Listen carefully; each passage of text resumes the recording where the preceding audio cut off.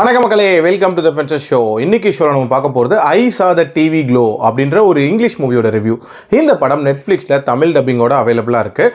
இந்த படம் ஒரு பயங்கர காம்ப்ளெக்ஸான சைக்கலாஜிக்கல் ஹாரர் மூவி அப்படின்னே சொல்லலாம். நான் இந்த ரிவ்யூக்கு போகிறதுக்கு முன்னாடி ஒரு விஷயத்தை தெளிவாக சொல்லிடுறேன். உங்களுக்கு பயங்கர காம்ப்ளெக்ஸாக மூளையை கசக்கி பிழிஞ்சு ஒரு ஸ்லோபர்ன் மூவி பார்க்குற அளவுக்கு பொறுமை இருந்தால் இந்த படத்தை பாருங்கள். இல்லைனா தாராளமாக ஸ்கிப் பண்ணிக்கலாம், ஒன்றும் பிரச்சனையே கிடையாது. இந்த படத்தோட கதை அப்படின்னு பார்த்தீங்கன்னா, ஓவன் அண்ட் மேடி அப்படின்ற பையனும் பொண்ணையும் காட்டுறாங்க. இவங்க ரெண்டு பேரும் ஃப்ரெண்ட்ஸாக இருக்காங்க. இதில் மேடியோட வீட்டில் வச்சு இவங்க ஒரு வித்தியாசமான சீரீஸ் பார்க்குறாங்க. அதுதான் வந்து பிங்க் ஒபேக் அப்படின்ற சீரீஸ். இந்த சீரீஸ் ஆக்சுவலாக மேடி தான் வந்து நம்ம ஓவனுக்கு அறிமுகப்படுத்தியிருப்பா. இந்த சீரீஸில் ரெண்டு கேரக்டர்ஸ் வருது, தாரா அண்ட் இசபெல். இந்த ரெண்டு கேரக்டர்ஸுமே பயங்கர பவர்ஃபுல்லான கேரக்டர்ஸ், அரக்கனையே கொல்ற அளவுக்கு வலிமை இருக்கக்கூடிய கேரக்டர்ஸ் அப்படின்னே சொல்லலாம். ஸோ இந்த சீரீஸை வந்து விடாமல் நம்ம ஓவன் வந்து பார்த்துக்கிட்டே இருக்காரு. திடீர்னு ஒரு நாள் நம்ம மேடி இருக்காங்கல்ல, அவங்க வந்து காணாமல் போயிடுறாங்க. அண்ட் இந்த சீரீஸும் அப்படியே அப்ரப்டாக நின்றுது. கொஞ்ச நாளைக்கு அப்புறமாட்டு மேடி திருப்பி வராங்க.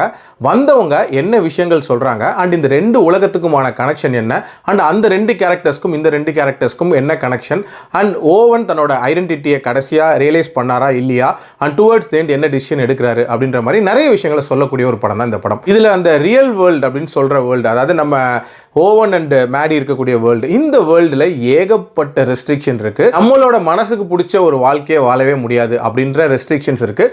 இந்த ரெஸ்ட்ரிக்ஷன்ஸ் தான் வந்து இன்னொரு விர்ச்சுவல் வேர்ல்டு இருக்குல்ல, அதில் வந்து அரக்கனா வருது அப்படின்னே சொல்லலாம். அண்ட் அங்கே இருக்கக்கூடிய அந்த ரெண்டு கேரக்டர்ஸ் அந்த அரக்கனை தம்சம் பண்ணிட்டு அவங்களுக்கு பிடிச்ச மாதிரியான ஒரு வாழ்க்கை வாழ்கிறாங்க அப்படின்ற மாதிரி காட்டியிருப்பாங்க. ஸோ இந்த ரெண்டு கேரக்டர்ஸ்க்குமான அந்த கனெக்ஷன் என்ன அப்படின்றதும் ஒரு இன்ட்ரெஸ்டிங்கான கனெக்டாக இருந்துச்சு. அண்ட் இந்த வேர்ல்டுலேருந்து அந்த வேர்ல்டுக்கு ட்ராவல் ஆகுறது எப்படி அப்படின்ற அந்த ஒரு விஷயமும் ரொம்ப நீட்டாகவே சொல்லியிருப்பாங்க. அதே மாதிரி இந்த படத்தில் ரொம்ப முக்கியமான ரெண்டு விஷயங்களை பற்றி பேசியிருப்பாங்க. ஒன்று ஜெண்டர் ஐடென்டிட்டி, இன்னொன்று வந்து செக்ஷுவல் ப்ரிஃபரன்ஸ். இது ரெண்டுமே வந்து ஒருத்தரோட இண்டிவிஜுவல் சாய்ஸாக இருக்கணுமே தவிர இந்த உலகத்துக்காக அதை மறைச்சிக்கிட்டு வாழக்கூடாது அப்படின்றத ரொம்ப தெளிவாகவே சொல்லியிருப்பாங்க. ஆல்சோ ஓவன் என்ன மாதிரியான அந்த டிசிஷன் எடுக்கிறாரு அப்படின்றதும் ஒரு இன்ட்ரெஸ்டிங்கான விஷயமா இருந்துச்சு. அண்ட் டுவர்ட்ஸ் தி எண்ட் ஒரு மாதிரியான ஓப்பன் கிளைமேக்ஸாக தான் முடிச்சிருப்பாங்க.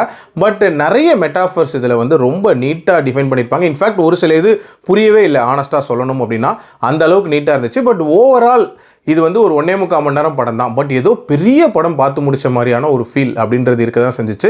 ஸோ இந்த மாதிரியான காம்ப்ளெக்ஸ் படங்கள் பார்க்கறதுக்கு உங்களுக்கு பொறுமை இருந்தால் பாருங்கள், இல்லைனா தாராளமாக ஸ்கிப் பண்ணிக்கோங்க. எனக்கு வந்து இது ஓரளவுக்கு ஒர்க் அவுட் ஆச்சு. என்னோட ரேட்டிங் இந்த படத்துக்கு 3.25 அவுட் ஆஃப் 5. அடல்ட் கண்டென்ட்டை பொறுத்த வரைக்கும் இதில் சில டிஸ்டர்பிங்கான காட்சிகள் வரும், மற்றபடி பார்க்கலாம். மீண்டும் அடுத்த விமர்சனத்தில் சந்திக்கிறேன். நன்றி, வணக்கம்.